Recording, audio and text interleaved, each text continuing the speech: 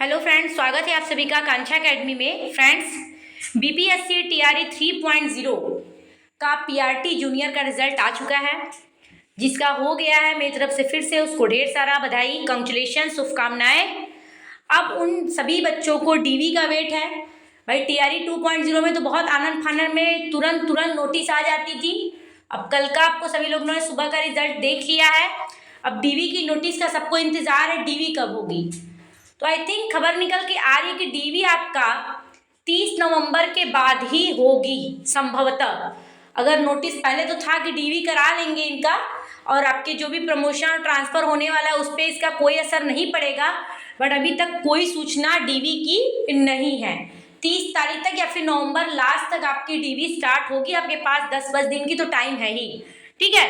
तो उसके लिए सबसे पहले आप अपनी डॉक्यूमेंट लिस्ट पूरी तरह तैयार कर लेंगे। हमें क्या क्या डॉक्यूमेंट चाहिए। आनंद फानन में उस समय ये नहीं है वो नहीं है होने लगता है, ठीक है। तो अभी टीआरई 2.0 का तो देखिए हो चुका है, उन बच्चों से पता चल जाता है। अभी हम आपको पूरा लिस्ट दिखा देते हैं कि क्या क्या लिस्ट उसमें चाहिए डॉक्यूमेंट वेरिफिकेशन में। और जिला आवंटन अभी इस बार नहीं मिला है, हर साल नया नया कुछ रहता है। उस बार रिजल्ट में बीपीएससी ही आपको जिला आवंटित कर दे रही थी, बट इस बार जिला आवंटन आपको नहीं मिला। सबको अब ये चिंता है कि हम किस जिले में चयनित हुए हैं। तो सबसे पहले जान लीजिए कि जब आपकी डीवी कराई जाएगी उसी समय आपसे आपके जिले प्रेफरेंस 3 भरवाए जाएंगे। अगर उसमें खाली रहेगा जो भी वैकेंसी, आप उस लिस्ट में आते रहेंगे, आपका कट ऑफ ऊपर है, आपने पहला जिला चयनित किया है, तो वही आपको सेलेक्ट करके दे दिया जाएगा। यही नियम है जिला आवंटन करने का, ठीक है फ्रेंड्स। तो जिला आवंटन ऐसे ही होगा। अब देखिए किसको कैसे बुलाते हैं, या फर्स्ट प्रेफरेंस के जिला आवंटन में जिला पे डाइट वाइज भेज देते हैं, या फिर पटना बुलाते हैं, या फिर किसी को कहाँ बुलाते हैं, अब ये देखना है, ठीक है फ्रेंड। तो अब सबसे पहले आप देख लीजिए कि डॉक्यूमेंट लिस्ट क्या क्या लगेगी। तो हम आपको दिखाते हैं। ये देखिए आपका बीपीएससी टीआरई 3 डीवी डॉक्यूमेंट के बारे में। सबसे पहला आपका 10वीं का अंक पत्र, ठीक है, मतलब आपका मार्कशीट। उसके बाद सर्टिफिकेट, कुछ लोग का सर्टिफिकेट मार्कशीट सेम में होता है, वो ले लेंगे। सब ओरिजिनल चाहिए, और 2 फोटोकॉपी भी रख लीजिएगा, कभी भी जरूरत हो जाती है इसलिए रख लीजिएगा, रखने में कुछ नहीं जाता है, ठीक है। 12वीं का अंक पत्र, 12वीं का प्रमाण पत्र मतलब सर्टिफिकेट बहुत जरूरी होता है। कोई भी गवर्नमेंट जॉब हो, अंत में सर्टिफिकेट को ही सबसे पहला प्रेफरेंस दिया जाता है, ये याद रखिएगा। तो 12वीं की मार्कशीट और आपका सर्टिफिकेट जिसका एक ही में है वो एक ही रहेगा, और फोटोकॉपी ले लीजिएगा। स्नातक के फाइनल ईयर के अंक पत्र, फाइनल ईयर के अंक पत्र, 3 साल के नहीं चाहिए, फाइनल ईयर का ही देखा जाता है। फाइनल ईयर के अंक पत्र और उसका सर्टिफिकेट और बौद्धिक प्रमाण पत्र है तो वो ले लीजिएगा, जिसको प्रोविजनल बोला जाता है।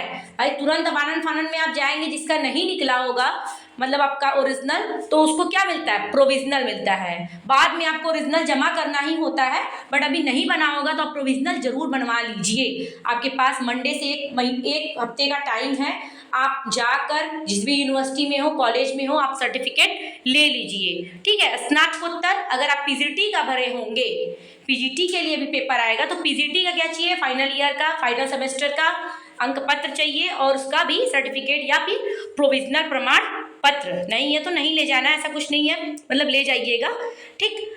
डीएलएड बीएलएड जो भी किए हो, बीएड हो तो पीआरटी के लिए डीएलएड, और जूनियर हो तो बीएड का अंक पत्र और उसका सर्टिफिकेट। प्रोविजनल है तो प्रोविजनल, मूल है तो मूल ही ले जाइएगा।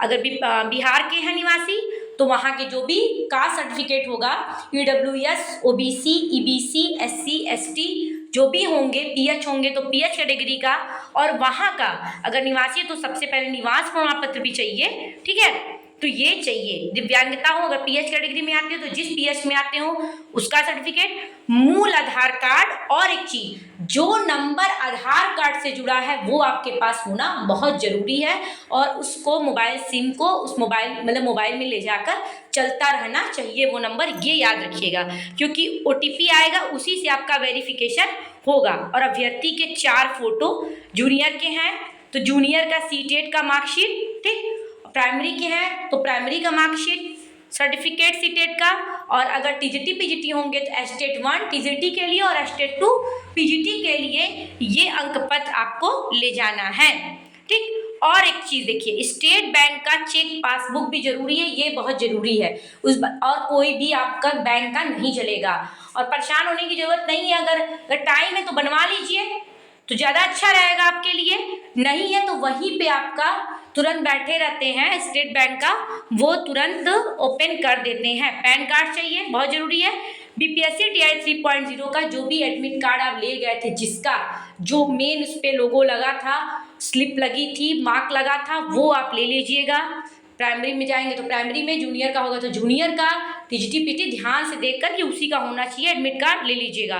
और टीआरई 3.0 का आपका आवेदन प्रपत्र जो भी आपको आवेदन करने के समय मिला था, सभी प्रमाण पत्र ओरिजिनल कॉपी ले जाना है और फोटो स्टेट भी कराकर एक फाइल में रख लीजिएगा और बहुत ध्यानपूर्वक ले जाना है आपको संभाल कर। ठीक है फ्रेंड्स, तो ये सारी चीजें हैं, आप ध्यान से ले जाइएगा, मैंने बता दिया है यही चीजें चाहिए। और बाकी जो भी नोटिस अगर आएगी तो उससे आपको देखकर आपको बता दिया जाएगा। ठीक है फ्रेंड्स, तो thank you so much, keep watching. Channel पे नए हैं तो प्लीज लाइक कीजिए, सब्सक्राइब कीजिए। थैंक्स।